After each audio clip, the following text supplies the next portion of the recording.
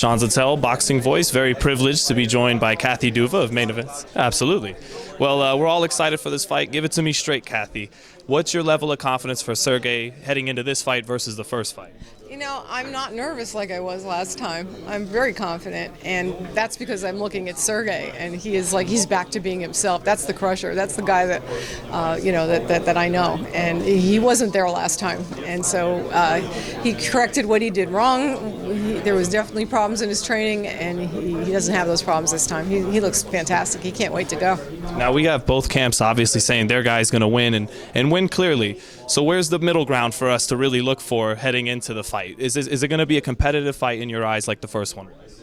You know, I don't know how these two guys cannot be competitive with each other. I think they are the two best fighters in the world. According to Ring Magazine, they are. And they're fighting, and the winner probably deserves to be number one. So when you get that kind of a fight, the last time it happened, the last time the two Ring Magazine top pound-for-pound guys fought was Whitaker and Chavez, which ended in a horribly disputed draw decision, which shouldn't have been. Whitaker clearly won, but this is when you get this kind of an outcome. They're both great fighters, and they are both going to adjust, and they both have learned a lot about each other. And, you know, they're not just athletes, they're chess players.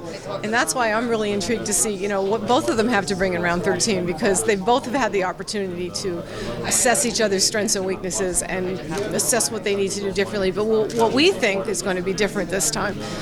Sergey was gassed after 4 rounds because he did overtrain, and people say, well, that's an excuse. Well, people keep asking us what happened. It is something we haven't heard before. Doesn't make it illegitimate. It's real. Overtraining's a real thing, and if you'd seen the way he was training and the way he looked 3 weeks before the fight, his face was gray. He was drawn. He looked exhausted, and there were days he was out running 14 miles. There were days he was training 3 times. He would spend 3 hours in the gym training, come back for 2 more sessions. He felt bad. He didn't feel like himself, and he thought, if I just try harder, I'll feel better. And all he was doing was making it worse.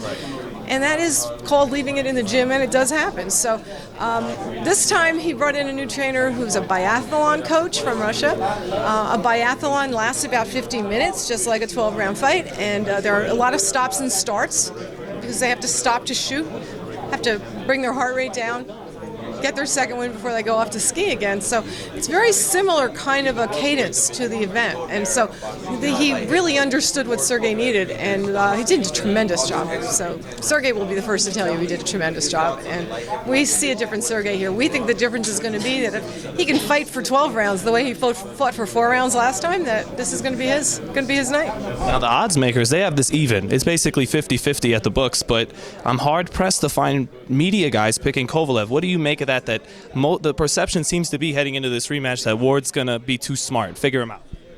You know, I've been doing this a long time. Some of my favorite memories are of the Holyfield-Douglas fight, where only Holyfield's hometown reporter picked him to win. Only one. The Holyfield-Bowe fight, people were thinking he was going to get hurt to set the rematch. Those were 2 times that I walked around the press room confidently telling everyone that they really were they were off on this, and I feel the same way this time. It should be a 50-50 fight, and anybody who doesn't see it as that is unrealistic.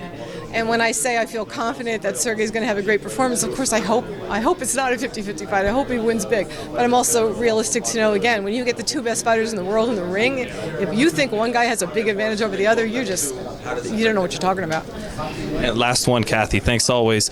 Do we get better numbers for this fight? Because it seems like there's more steam behind this one, in the promotion, everything, more anticipation.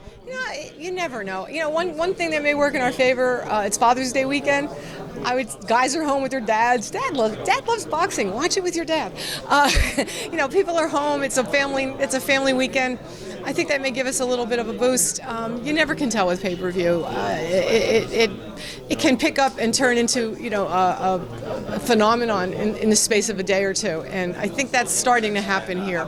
So watch it with your dad and have a good time. You won't feel like you got cheated this time. I can't imagine that watching 2 guys who are not just fighters but chess players in that ring together at the top of their form in the primes of their careers. You just don't get to see that often. Thank you so much, Kat.